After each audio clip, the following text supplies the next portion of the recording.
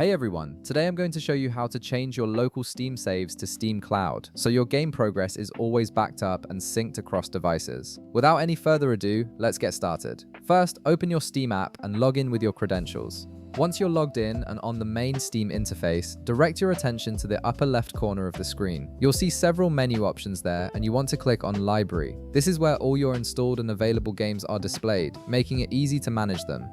Now in the left panel, you'll see a list of all your games. Locate the game you want to enable Steam Cloud for. Once you've found it, right-click on the game title. This will bring up a context menu with several options. From this menu, select Properties. Clicking on Properties opens a dedicated settings window for that specific game where you can adjust various configurations including cloud save options. In the Properties window that appears, look for the option that says Keep Game Saves in the Steam Cloud. The exact wording might vary slightly depending on the game, but it will clearly mention Steam Cloud. Right beside this text, you'll see a toggle switch. Go ahead and click on it to turn it on. When you toggle this option on, you're enabling a powerful feature that automatically handles your game data in the background. So what does turning this on actually do for you? Well, when it's on, Steam automatically saves and syncs important game data to the cloud. This means your settings and configurations follow you automatically no matter where you play.